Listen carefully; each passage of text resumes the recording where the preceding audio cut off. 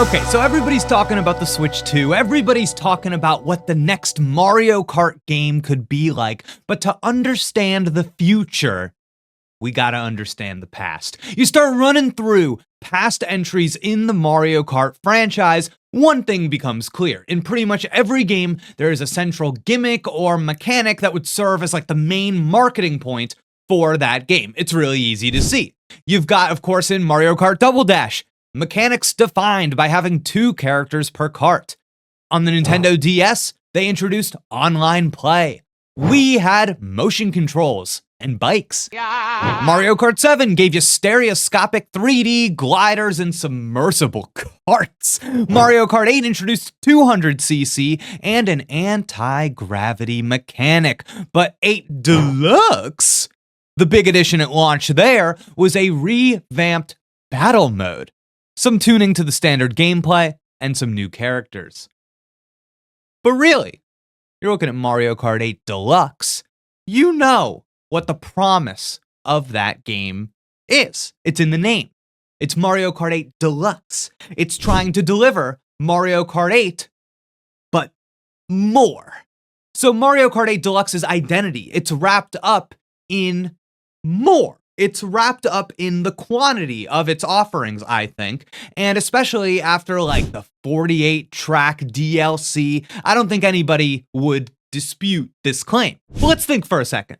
Let's think. Let's imagine. Outside of quantity, outside of the pure amount of offerings that this game has, what defines Mario Kart 8? And I think that quality is actually accessibility. I think it's like the easiest Mario Kart game to learn and play, and I think it's the most forgiving in its controls. There's even like that little antenna that you can put on your karts to make it so you don't go off the track, and the game pretty clearly wants as many people to play it as possible. That's why you can, split a Joy-Con, hand it to somebody, and they can play. There's a control scheme for that. They can play with just that little thing.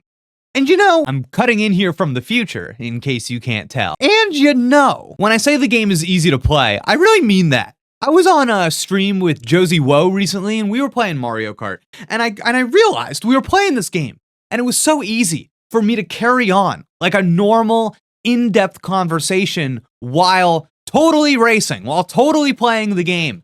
And I think I was just like completely on autopilot. And I almost always am when I'm playing Mario Kart 8 Deluxe. I could be playing a brand new track for the first time, and it's so ready at hand, that game. It's so ready at hand that I can go on autopilot on a piece of content I've never played before. That's crazy. That's accessible. So why am I spelling this out? 1, I love yapping. But 2, and this is probably more important, because the next Mario Kart game needs to do something.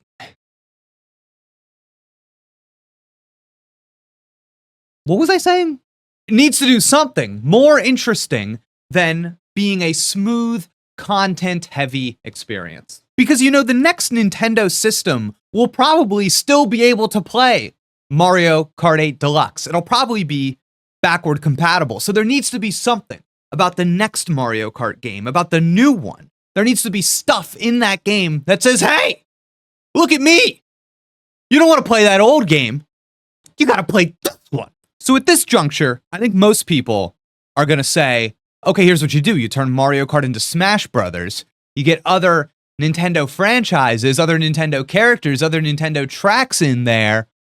You're done. And I do think that works to a degree, but I don't really think that it's Nintendo's style. I think that, if you have the same general gameplay, but you're just doing more new characters, new tracks or whatever, then it becomes this weird thing where it's like, why aren't all these tracks from the old game in the new game now? Can't you bring them over? And it becomes this extremely conservative and iterative franchise. And again, looking at the history of Mario Kart, I don't think that's what they're about.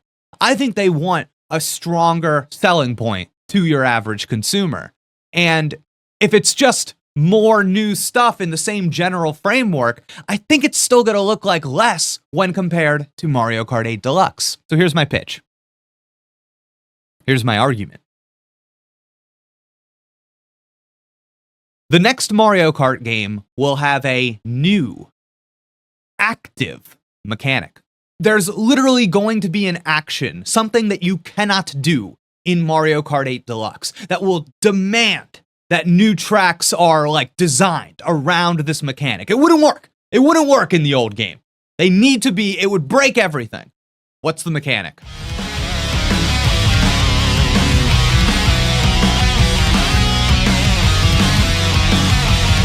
I want carts to transform. Picture this. You trash custom carts.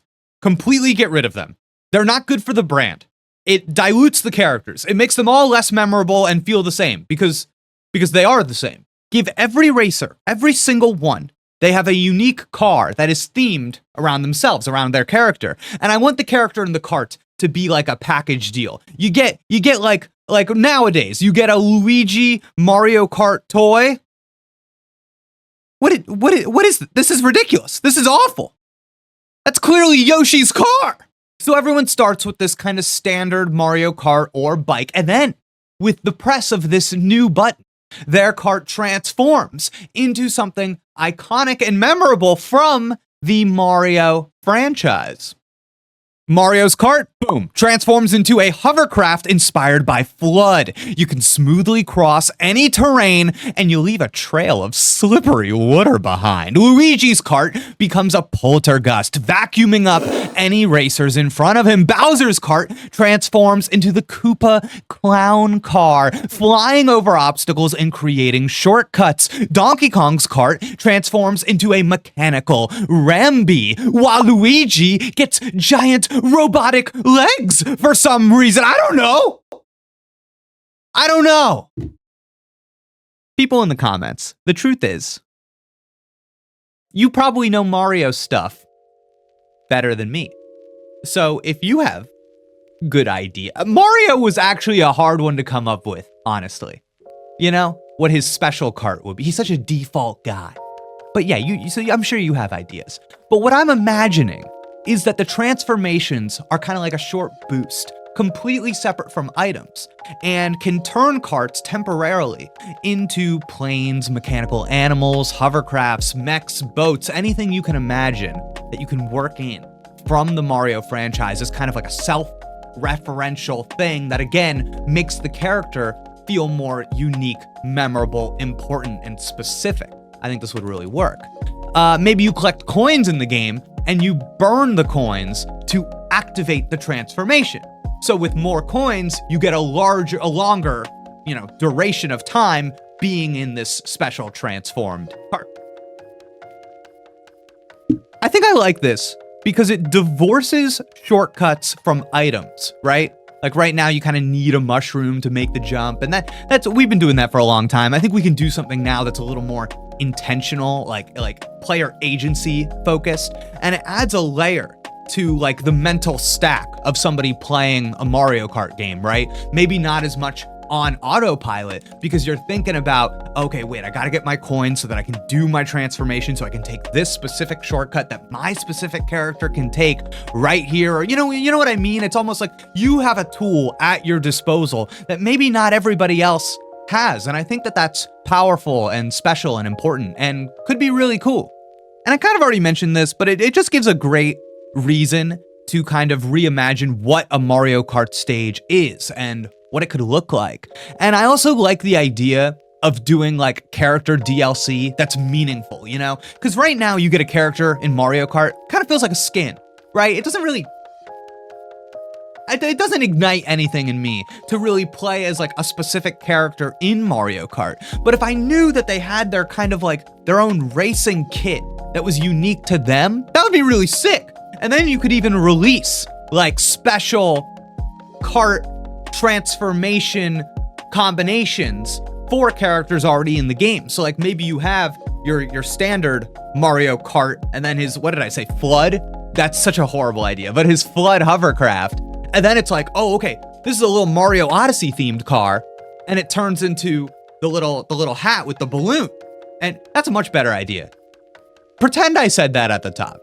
But yeah, there it is. Mario Kart Transformables. Because I feel like you can't use Transformers legally. Anyways, that's the episode. Let me know what you think. Nintendo Switch 2, we're all thinking about it. A bold new direction for Mario Kart.